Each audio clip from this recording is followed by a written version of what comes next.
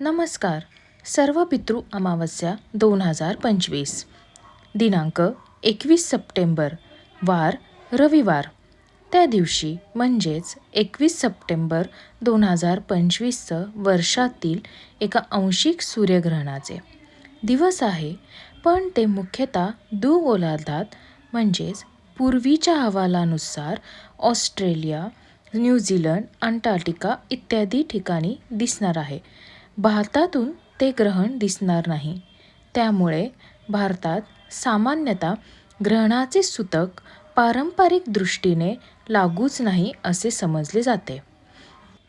ग्रहण भारतातून दिसत नाही हे लक्षात घेता बहुतेक परंपराप्रमाणे सर्व पितृ अमावस्या त्या दिनी म्हणजेच 21 सप्टेंबर या रोजीच आहे.